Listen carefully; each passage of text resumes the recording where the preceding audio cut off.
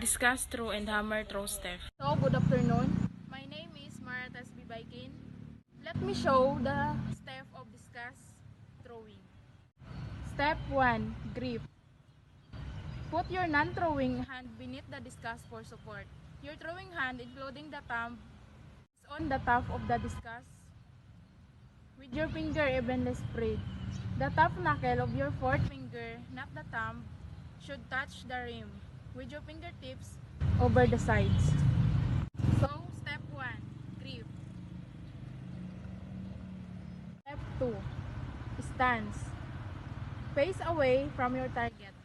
Stand back of the ring with your feet wider than the shoulder width apart and your knees and waist slightly bent. Step 2, stance. Step 3, wind up. Hold the discus height in front of your left shoulder. Swing the discus back toward your right shoulder. This action can be repeated once or twice if necessary to establish a rhythm. Step 3, wind up. Step 4, starting the throw. Rotate your torso clockwise, bringing the discus as far back as you can. Holding it in your throwing hand only if the target is at 12 o'clock. You should end the pacing 9 or 10 o'clock. Your non-throwing arm should be pointed in the opposite direction as your throwing arm. Keep your throwing hand as far as your body as possible throughout the throw. Your weight is on the right foot. Your left heel is on the off the ground. Step 4. Step 5. Beginning the turn to the center of the ring. Begin rotating your shoulder in the direction of the throw as you shift your weight to your left foot.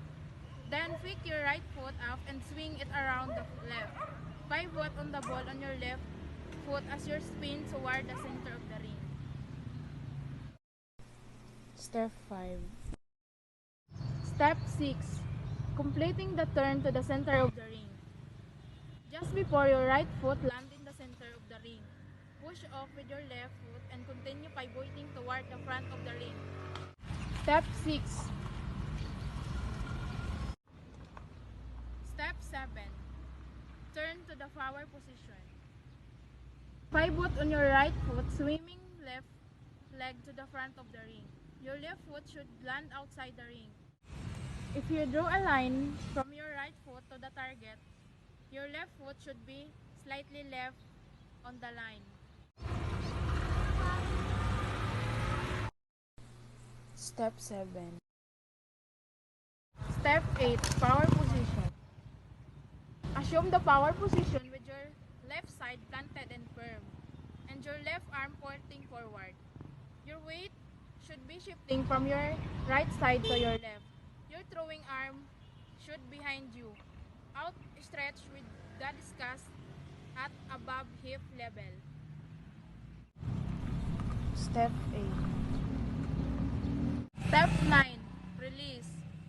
Continue shifting your weight forward as you pivot your hips. Bring your arm up at approximately a 35-degree angle to release the discus.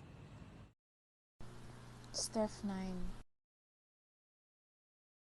Hammer Throwing. So let's proceed to the hammer throwing.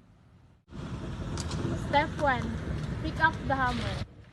A right-handed thrower should pick up the hammer with his or her left hand, gripping it between the first and second joint of the finger. The right hand should be placed on top of the left hand with the thumb pointing up. Step 1. Pick up the hammer.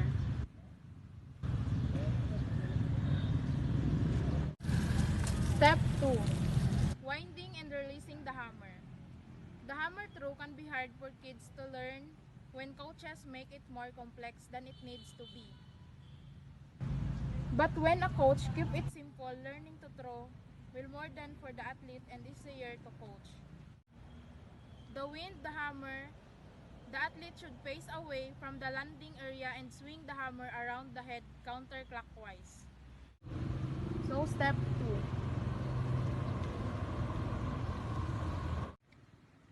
Step 3.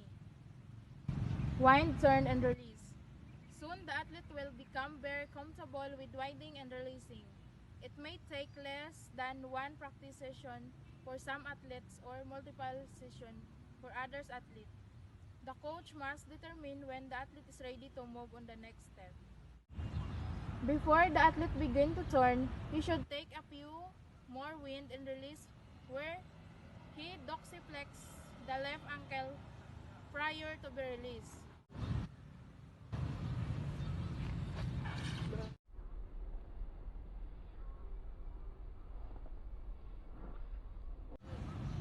So, step 4, have fun. The most important things is for the athlete is to have fun. First impression are more important. If an athlete is going to be succeed in this event, it needs to be fun for them. So have fun.